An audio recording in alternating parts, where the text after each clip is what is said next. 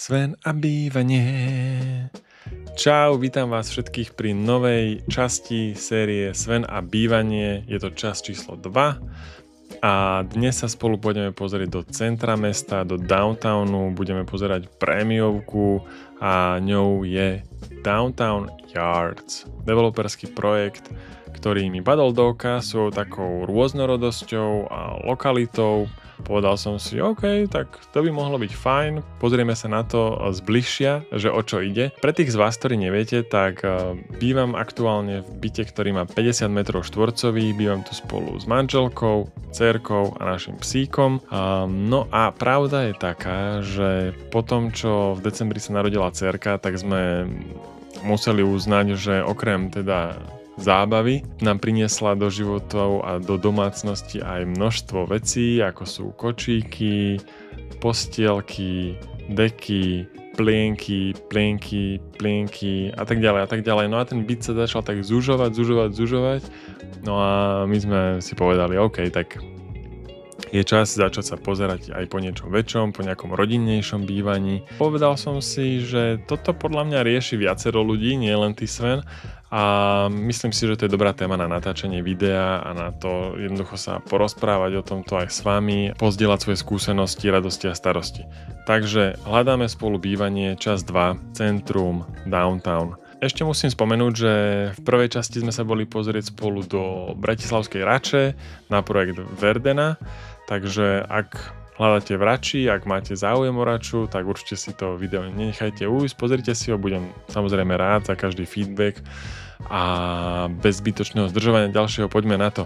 Takže stránka projektu je pomerne lákavá, je taká, že poďme preskúmať, páčim sa ti a ja som si povedal, že fajn, dobre, idem na to.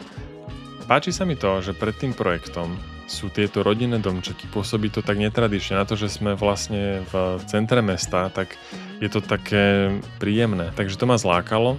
Predtým, ako sa pustíme do preskúmavania a tak ďalej, tak mám jednu novinku.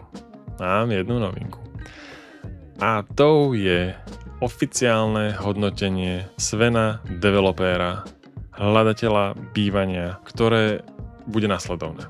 Maximum, čo môže akýkoľvek projekt dostať, tak je 50 bodov. Hodnotíme lokalitu projektu, hodnotíme dostupnosť, čiže ako ľahko sa dostaneme autičkom, autobusom domov, cenu a štandard bývania, čiže v zásade aj čo v tej cene dostávame, hodnotím hluk, súkromie a životné prostredie a potom web stránku, čiže aké informácie sme sa dozvedeli v podstate bez toho, aby sme museli niekomu volať, písať maily a tak ďalej. Čiže čo nám ten developer ponúka priamo. Podľa mňa to bude zaujímavé a časom si budeme vedieť urobiť nejaké rebríčky a pozrieť sa na to, čo bol najmä tomu top za celý rok, čo sa nám najviac páčilo spoločne a tak ďalej. Teším sa. Takže ja si myslím, že je najvyšší čas vrhnúť sa na prvú kategóriu a to je lokalita.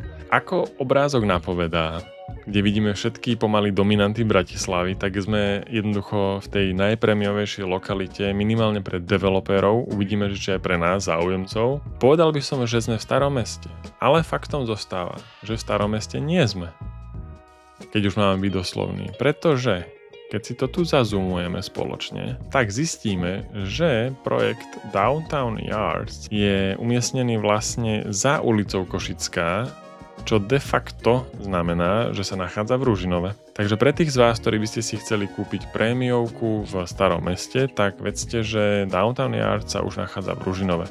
Nie, že by na tom záležalo, ale viete, možno, že keby ste ho chceli ten byt predať, prenajať a tak ďalej, tak je to nejaký benefit, prestíž, neviem, len aby ste vedeli.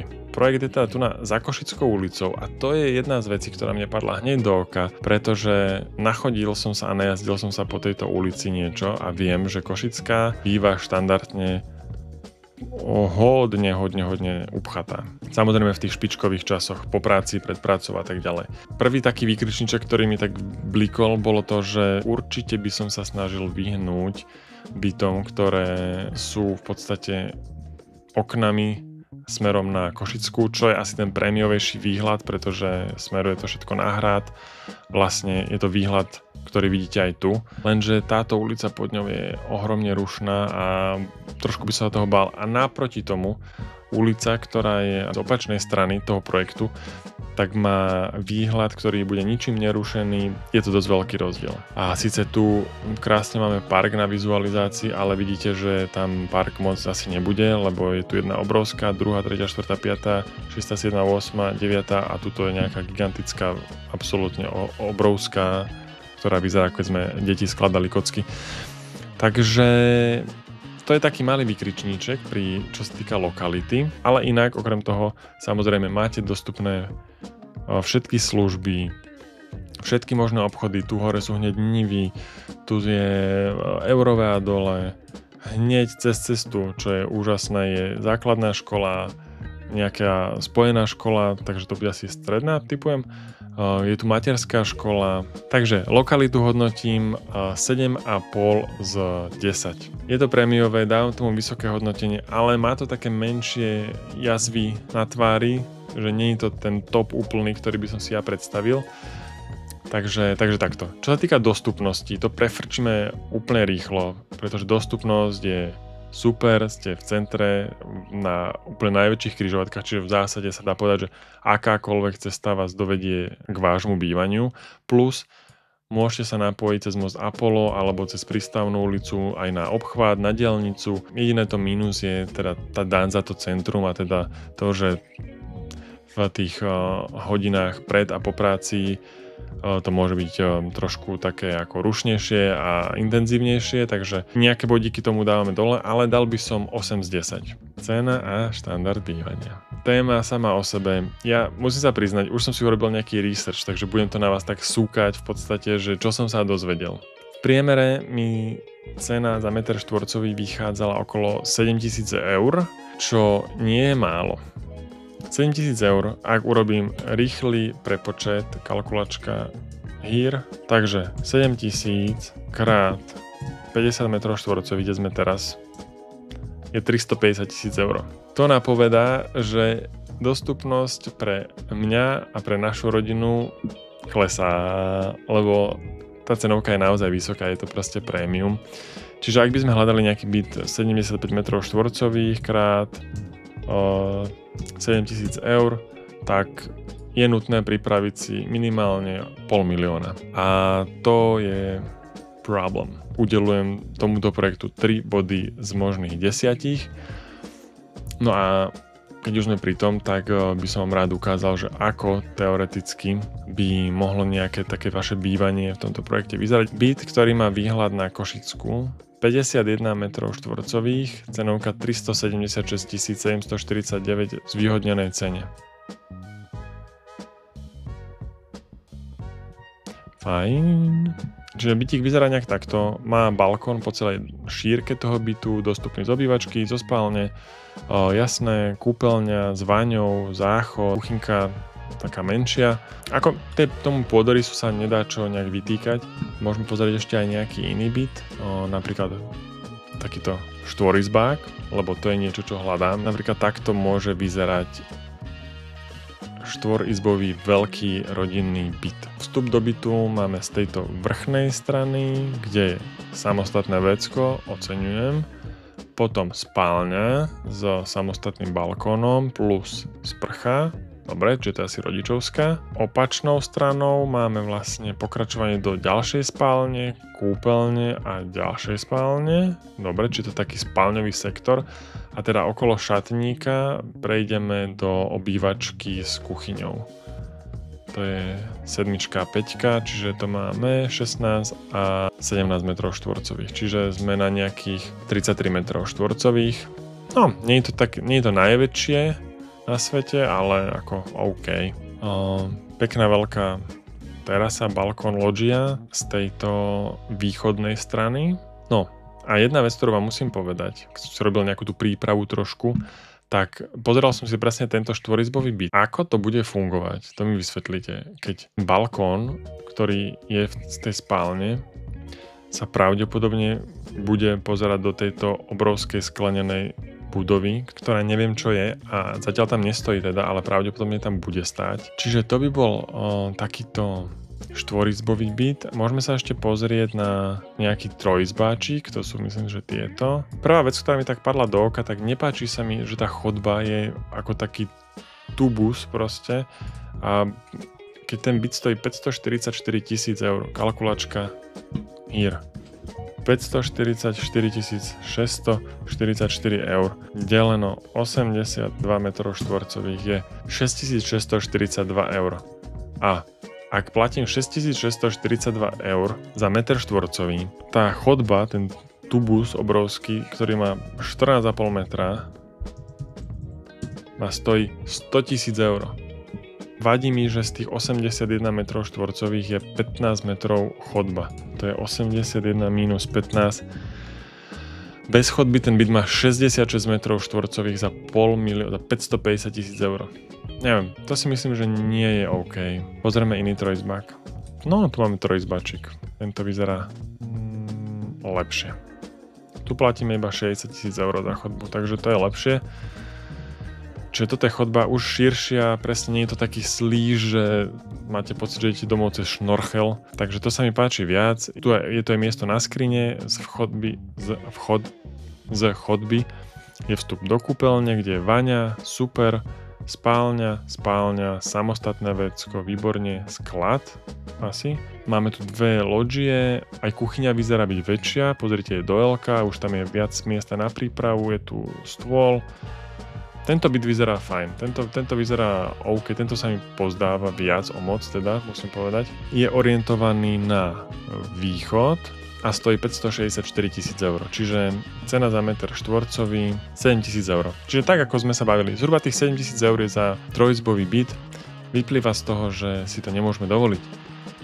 Ale pre tých z vás, ktorí si to dovoliť môžu, tak pokračujeme, lebo ja viem, že takí sú a ste tu, ktorí proste si môžete dovoliť prémiové bývanie. Pozrel by som sa ešte celkom aj na tieto menšie budovy, pretože rozmýšľal som nad tým, že keď máme takýto projekt, ktorý je v rušnom prostredí, tak áno, výhľady sú super, ale možno, že aj tie byty na tých nižších podlažiach by mohli byť príjemné. Malo by to taký rodinný charakter podľa mňa, že nebudete tam v tom vetre hore pozerať sa na všetky sklá a budovy, ale že budete nižšie pekne tesne nad lampami, v takom kľude budete počuť debatu z kaviarne dolnej a tak ďalej, že to sa mi celkom pozdáva. Tak pozrieme sa do tejto, 4. poschodie, všetko vypredané.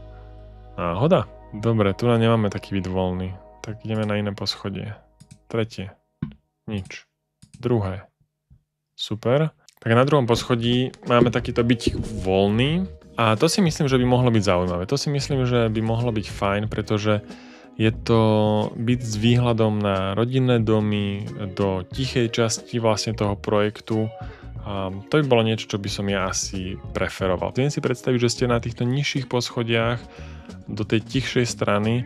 To môže byť veľmi fajn oproti tej rušnej strane nad Košickou. OK, čo sa týka štandardu bývania, tak, čo sa mi páči? Páči sa mi, že ten projekt má v štandarde rekuperáciu, čiže vo všetkých izbách. Majú hliníkové okná s trojsklom, čo sa mi veľmi páči, tak je svetlá výška stropov 2,74 metra. A to je veľké plus, veľký klobúk dole pre mňa. Naozaj sa v tom človek cíti fajn, je to také vzdušnejšie, takže veľký nadštandard. Ďalej, exteriérové tienenie v štandarde, to je tiež fajn, stojí to nejaké peniaze, takže super, že to je v štandarde. A klimatizácia v obývačke tiež super, nie je to zvyčajné, že už máte klimatizáciu a v tomto prípade bude osadená priamo akoby v podhľade, čiže budete mať iba také tie hotelové prieduchy. Čiže to je podľa mňa tiež fajn. A čo sa mi nepáči, pri tej cenovke 7 000 eur za meter štvorcový by som možno, že bol trošku spokojnejší, ak by ten štandard mal klimatizáciu aj v ostatných izbách, lebo v ostatných má len predprípravy. A zároveň tiež ten byt bude mať iba predprípravu na smart domácnosť. Čo je tiež podľa mňa taká vec, že už pri takejto prémiovke by som jednoducho bolo rád, keby to tam bolo. A ako bonus, keby tam bola nejaká fajn kuchynská linka, tak ako paráda. Keby to malo tieto 3 veci, ktoré som spomenul, tak by som im kľudne dal, no ak nie 10 z 10, tak veľmi blízko k 10 z 10, takto dávam 8 z 10 za štandard. Čiže dokopy máme cena 3 z 10, štandard 8 z 10, priemerujeme a je to 6 z 10, kombinovaná známka. 4. kategória, hluk, súkromie a životné prostredie. Čo sa týka hluku, tak na to vyberám nášho starého známeho priateľa hlukovú mapu. Ja som si to už predpripravil dopredu, aby som to nemusel moc dlho hľadať. Samotný projekt sa nachádza tu. Táto mapa je pomerne stará, je z roku 2003, čiže ak tu je nejaká hlučnosť, tak a teraz sa pozeráme na hlučnosť spôsobenú dopravou, tak vedzte, že ona pravdepodobne bude ešte vyššia, pretože za tých 22 rokov tých aut pribudlo neuveriteľne v rámci nášho mesta. No a ako môžete vidieť, toto je tá nešťastná Košická ulica, ktorá počas dňa má znázornenú hlučnosť na viac ako 75 decibelov, čo je fakt dosť. Kdežto ten vnútroblok bude ďaleko tichší. Tu vidíte tú pôvodnú výstavbu, že už to vnútro malo okolo 50, čiže rozdiel 25 decibelov, čo je signifikantný rozdiel. Čo sa týka hlučnosti v noci, tak opäť vidíte vnútroblok v zelených číslach. Čo sa týka tej uličnej strany, tak tam sme 65 decibelov, čo je na noc veľa. Dobre, takže čo sa týka hlučnosti, tak tam v závislosti od bytu, samozrejme, ale povedal by som, že to je podpriemer. Keď si to porovnáte aj s tou Skyparkom, ktorý je hneď vedľa a on je vlastne nejak takto v strede tej parcely, tak už aj tam to je iné. Už vidíte, že ste aspoň o niečo ďalej od hlučnej cesty Karadžičovej, takže tam to dosť pomáha. Keď to prepnem na deň, tak tiež vidíte, že ten stred je pomerne fajn a žiadna tá z tých bytoviek nie je úplne priamo v tej najhlučnejšej zóne. Bavím sa o týchto bytovkách teraz. Po Skyparku vidíte, že sú ďalej od tej cesty a pomáha to. Tu na to bude veľmi blízko. Ďalšia vec, čo sa týka hlučnosti. Mesto Bratislava plánuje rozšírenie električkovej trate, takže opäť treba na to myslieť, že je dosť možné, že jedného dňa električka pôjde práve po tejto Košickej ulici. To je tiež niečo, s čím treba počítať. Tie električky sú hlučné, robia nejaký hluk. Je to úžasná vec, ak môžete naskočiť na električku a jazdiť po meste, takže to je zase benefit iného typu, ale má to aj nejakú tú daň. A to je práve zvýšená hlučnosť. Čo sa týka súkromia, tak tam myslím si, že ak človek býva v štvrti, ktorá na konci dňa bude vyzerať nejak takto, bude zastávaná v podstate, tak záleží tiež, kde si ten byt vyberete, ale platíme za to nejaký typ dane v podstate. Za to, že bývame v centre, v meste, čiže to súkromie asi väčšie bude, myslím si, z tej vnútroblokovej strany. Tam by to mohlo byť fajn práve aj kvôli tým loďiam a roletám, ktoré sa budú dať zaťahovať. To je určite fajn. Určite to nie je taký prúser ako tá hlučnosť, si myslím. A čo sa týka životného prostredia, nie je to život v nejakej prírode nepoškvrnenej. To je proste život v centre mesta, je tam väčší hluk, prašnosť a tak ďalej, tak ďalej. Na druhej strane v Bratislave dosť fúka a to pomáha ten vzduch vyčistiť, takže netreba mať z toho nejakú paniku. Overall životné prostredie tiež není teda, že top, dal by som, že to bude nejaký priemer v zásade. Hluk je podľa mňa podpriemer, súkromie je taký priemer a jemne podpriemer. Takže ak by som to hodnotil, tak by som tomu dal 4 z 10. Proste bývanie v meste. Tak to je. Dobre, posledná kategória, ktorú tu mám, tak je to web stránka projektu. Za mňa úplne profesionálna, dali si s tým záležať, vidíte, sú tu úžasné videá. Oceňujem jednu vec, oceňujem to, že developer uvádza ceny bytov. To, že môžete prísť, kliknúť si 12. poschodie a vybrať si byt a vidím dopredu, že aha, tento byt stojí 564 000 eur. OK, fajn, tak to je pre mňa, alebo to nie je pre mňa. Páči sa mi tento dvojizbový byt. Fajn, 354 000 eur. Tak to má byť, prosím vás, developeri, píšte tam ceny. Prečo to musí byť niekde vždy takto? Cena na vyžiadanie. Prečo? Prečo tu nemôže byť napísané normálne 179 krát, ja neviem, prémiová cena 8500 eur? Prečo tam nemôže byť napísané 1 521 000 eur? Nič sa nestane, my vieme, že to je drahé, všetci vedia, že to je drahé, je to byt, ktorý má 4 izby a má terasu, výhľad na hrad a tak ďalej, má celkovo 200 metrov štvorcových, takže všetci s tým počítajú, že to nebude stať málo a je úplne v poriadku to tam podľa mňa uviesť. Nič sa nestane. Niektorí developeri to preháňajú a majú pomaly všetko iba na dopyt, tomu vôbec už nerozumiem, prečo to tak je. A nič s tým nevyriešite, jednoducho ten človek sa to aj tak dozvie a iba bude nasrdený, že buď na to má, nemá, respektíve bude nasrdený, keď na to nemá a zistí, že musel volať, musel sa dopytovať, tak to mohol za 3 sekundy zistiť na internete. Takže prosím, uvádzajte ceny. Tu sú ceny takmer všade, niektoré tie byty nemajú, sú tie prémiové byty, takže OK, chápem, ale drvivá väčšina bytov cenu má, takže za to dávam palec hore. Čo sa mi nepáči na stránke, alebo čo mi chýbalo, tak bolo to, že som nenašiel cenu teda niektorých bytov, ok, to je malý mínus, ale nenašiel som ceny parkovania.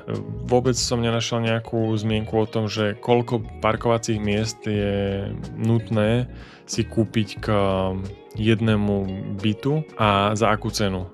Čo dokáže byť problematické, pretože v Bratislave cena parkovacieho miesta môže byť kľudne v takomto projekte 30 000 eur za jedno v garáži a ak si kúpite trojizbový byt, tak to môžu byť nutne 2 miesta. Niekedy tak býva, pri štvorizbových to býva štandardne, myslím, že si musíte kúpiť aj 2 miesta, čiže môže to byť k tej cenovke plus 50-60 000 eur, čo je nie málo peňazí samozrejme. Chýba mi trošku viac informácií pri tomto popise na stránke, keď som si tu čítal, že je to ekologický projekt, ale vôbec neviem, čo to znamená. Čiže tu keby bol možno nejaký, neviem, preklík na to, že toto je 3 vetami opísané prečo ekologický projekt a koľko bicyklov vieme uschovať a že to bude zadarmo pre každého v tejto bicykliárni a tak ďalej, viete. Trošku informácií. Takže to by sa mi páčilo viac a preto dávam za web stránku 7,5 z 10. Ak by boli transparentnejšie a uviedli všetky ceny aj pre garážové miesta, tak by som im dal pravdepodobne kľudne aj 9 bodov z 10, ale toto mi trošku chýbalo. No. Takže kamarádi a přátelé, ak by som mal zhodnotiť tento projekt v číslach a vyhodnotiť to, tak pomôžeme si našim legendárnym kalkulátorom a ideme to spočítať. Lokalita 7,5 z 10. Dostupnosť 8 z 10. Cena a štandard bývania 6 bodov z 10. Hluk, súkromie a životné prostredie 4 z 10. Web stránka projektu 7,5 z 10. Celkové Sven score 33 z 50. Inak povedané 66%. Na prvé počutie znie to horšie, ako mám z toho pocit. Povedal by som, že by to mal byť projekt niekde na úrovni 76%, 74%, určite nad 60%, ale tak to vyšlo, tak som to vyhodnotil. Možno, že to niekedy zevaluujeme a keď to bude stáť, tak sa tam budeme pozrieť. Dôležitá informácia, tento projekt má byť dokončený v roku 2028, to je ešte pekných pár rokov pred nami, čiže zatiaľ je to iba na papieri a uvážite sami, že čo si o tom myslíte. Takže Downtown Yards, kamaráti, Downtown Yards. Mali by sme si to nejak zhrnúť. Za mňa je ten projekt pekný. Bude kvalitný aj vyhotovením, aj štandardom. Čiže za tie peniaze človek dostane tú kvalitu. Respektíve, ak už platí veľa, tak dostane aspoň kvalitu. Nebude to nejaký scam, nebude to podľa mňa niečo, čo si poviete pre Boha, čo som to kúpil. To sa mi na tom páči. Na druhej strane platí to, že to nie je bývanie pre nás, pretože si ho nemôžeme dovoliť. Trojizbový byt za takmer 600 000 eur je nereálny, bohužiaľ. Toľko peňazí nemáme, nezarábame, ani si ich nemôžeme požičať. Čo nie je chyba projektu samozrejme, takže to plne akceptujem a beriem. A mňa by zaujímalo, akú máte skúsenosť vy. Hľadali ste niekedy bývanie takto v downtowne v Bratislave? Bývate tam? Ako sa vám tam býva? Je to dobré? Budem rád za akýkoľvek feedback, či tie peniaze naozaj stoja za to kúpovať si bývanie v takýchto prémiových lokalitách a prémiových developerských projektoch. Ja si osobne myslím, že stojí za to si vybrať kvalitného developera, pretože je to obrovská investícia tak či tak v akejkoľvek lokalite. O to dôležitejšie výber toho zhotoviteľa, takže áno, vyberal by som si kvalitného developera. Som veľmi rád, že som sa dozvedel viac o tomto projekte, že sme si ho takto spoločne mohli pozrieť. Budem vďačný, ak mi napíšete do komentára, čo si o videu myslíte, či sa vám projekt páčil, nepáčil, alebo prípadne mi pošlete a napíšete nejaký tip na projekt, ktorý by som si mal takto s vami pozrieť. A subscribe, úžasná vec, potešíte ma. Ja budem veľmi rád, keď sa uvidíme pri ďalšom videu, možno na inú tému, alebo prípadne pri tretej časti z tejto série Sven a bývanie. Prajem vám krásny deň, večer, všetko dobré. Adios.